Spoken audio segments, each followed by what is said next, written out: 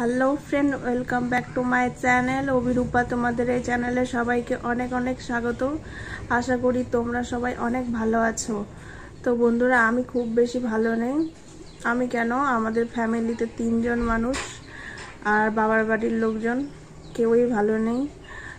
কারণ আমার শরীরটা খুবই খারাপ। সোমবারে আয়েশার নতুন স্কুলে ফর্ম জমা দিয়ে যখন বাড়ি যাচ্ছিলাম, মানে যেখানে ভাড়া থাকি চলে যাচ্ছিলাম, তখন বাইকে যাচ্ছিলাম। তো বাইকের অনেক ঝাঁকুনিতে আমার খুব পেটের ব্যথা শুরু হয়ে যায়।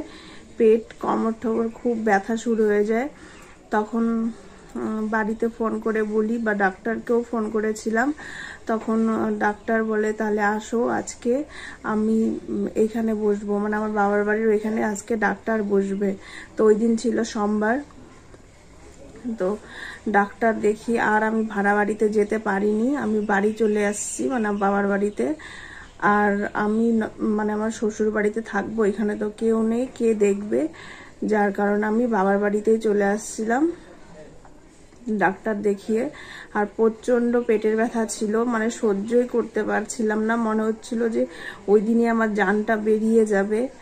তো আমি ভাবতেই পারিনি যে আমি আবার একটু সুস্থ হয়ে উঠবো। তো যাই হোক, আগের তুলনায় আজকে একটু ভালো আছি। খুব বেশি ভালো আছি ওরকম বলবো না, কারণ একটু ভালো আছি।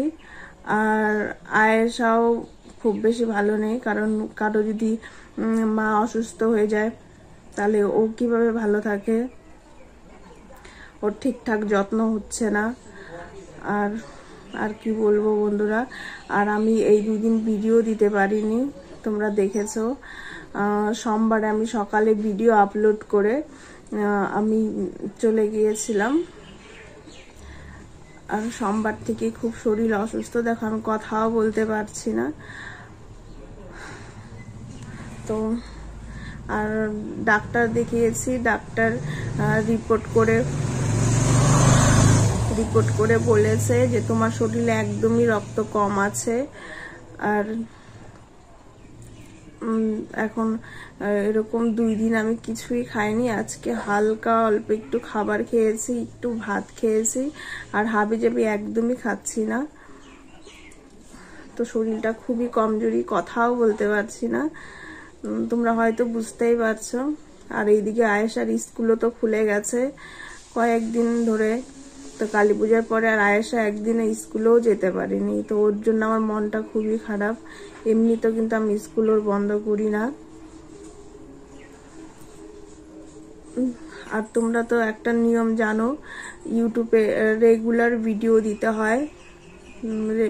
আমার মাত্র ইউটিউবটা একটু উঠছিল, তো এখন রেগুলার ভিডিও না দিলে তো আবার সেই ডাউন হয়ে যাবে। যার কারণে আমি একটু কিছু তোমাদের সাথে শেয়ার করলাম। আর যদি শেয়ার না করি, যারা আমার রেগুলার ভিডিও দেখো তারাও বলবে যে দিদি ভাইয়ের কি হলো, কোনো খবর পাচ্ছি না, কেন ভিডিও দেওয়া ছেড়ে দিয়েছে। যার কারণে আমি আজকে তোমাদের সাথে একটু কিছু শেয়ার করলাম। তো এর পরের দিন বেশি কিছু শেয়ার করব। শুধু যে পেটের ব্যথা ওরকমটা না, সাথে জ্বর ছিল, অনেক জ্বর ছিল, মানে 2-1টা কাঁথা লেপেও কাঁপুনি থামছিল না। অনেক জ্বর এসেছিল, প্রায় 4-5 বার এরকম পুরো জ্বর এসেছে। আর এইদিকে পেটে ব্যথা তো আছেই, সারা শরীর আমার খুবই ব্যথা।